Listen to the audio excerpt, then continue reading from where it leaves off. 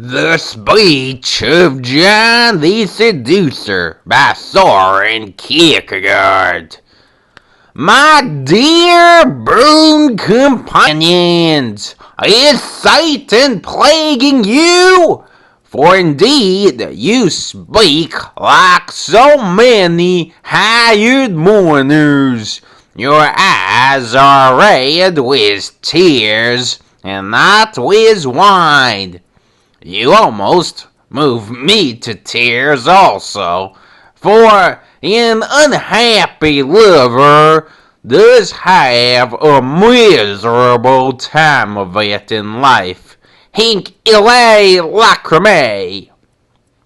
I, however, am a happy lover, and my only wish is to remain so. Very possibly, that is one of the concessions to woman which Victor is so afraid of. Why not? Let it be a concession. Loosening the lead foil of this bottle of champagne also is a concession. Letting its foaming contents flow into my glass also is a concession. And so is raising it to my lips. Now I drain it. Consider. Now, however, it is empty. Hence, I need no more concessions. Just the same with girls. If some unhappy lover has bought his kiss too dearly, this proves to me only that he does not know either how to take what is coming to him or how to do it. I never pay too much for this sort of thing. That is a matter for the girls to decide. What this signifies? To me, it signifies the most beautiful, the most delicious, and well nigh the most persuasive argumentum ad hominem. But since every woman, at least once in her life, possesses this argumentative freshness, I do not see any reason why I should not let myself be persuaded. Our young friend wishes to make this experience in his sort. Why not buy a cream puff and be content with looking at it? I mean to enjoy, no mere talk for me, just as an old song has it about a kiss. Es ist kaum zu sein, es ist nah verlieben, de genug sich verstehen. Understand each other so exactly that any reflection about the matter is but an impertinence and a folly. He who is 20 and does not grasp the existence of the categorical imperative, enjoy thyself, he is a fool, and he who does not seize the opportunity is and remains a Christian failure.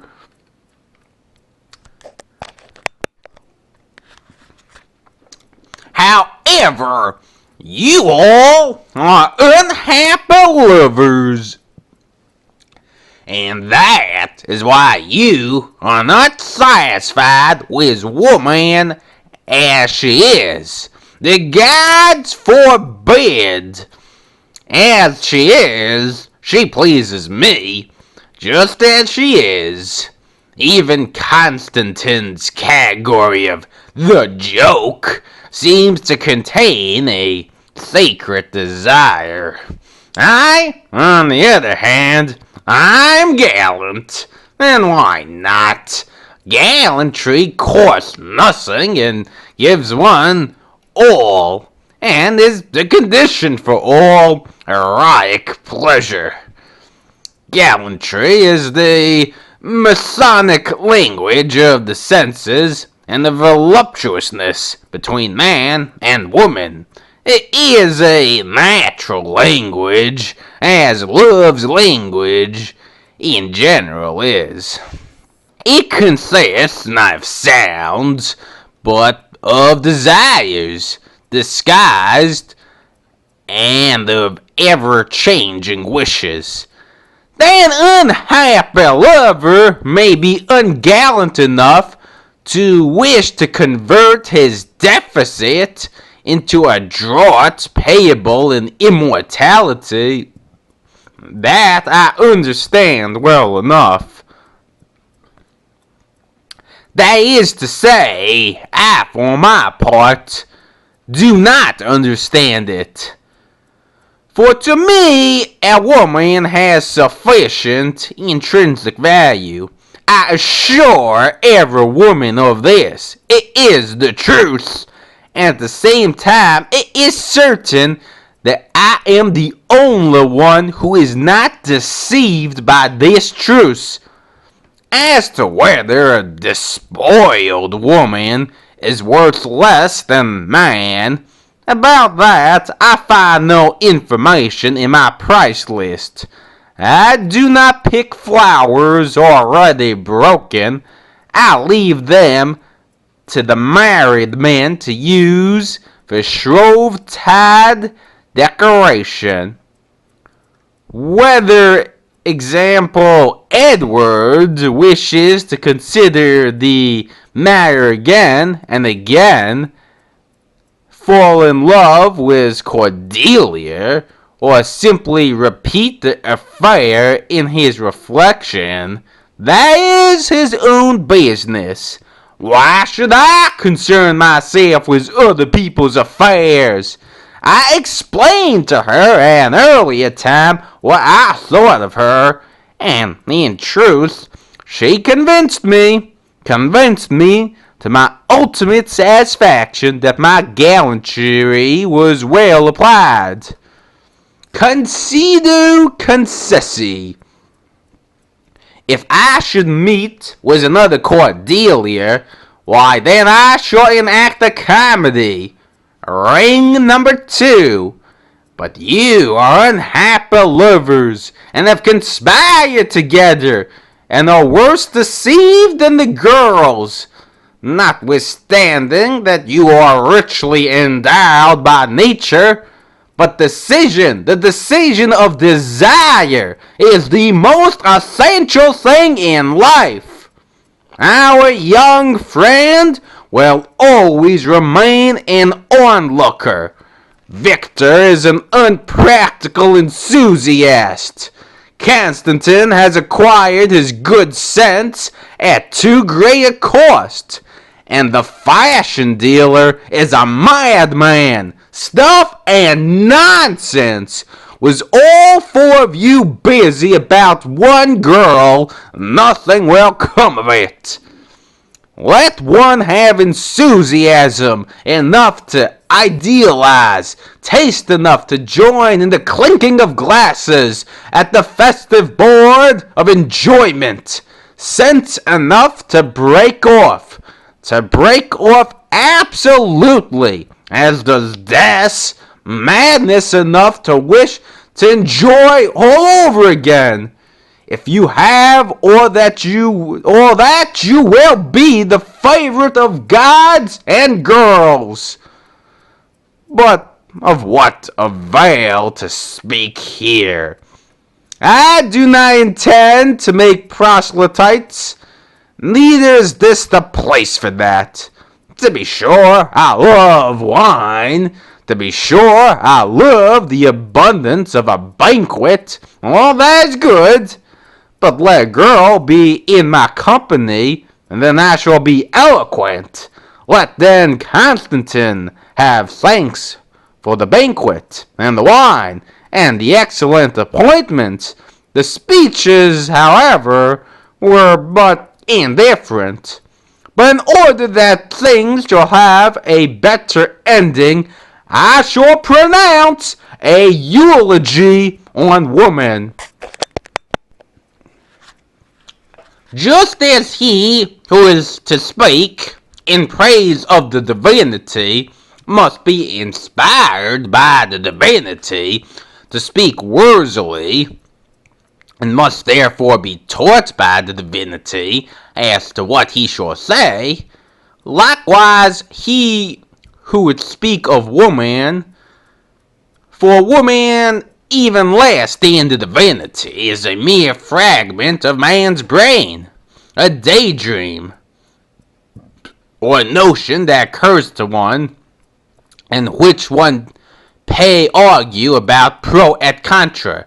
Nay, one learns from woman alone what to say of her, and the more teachers one has, the better.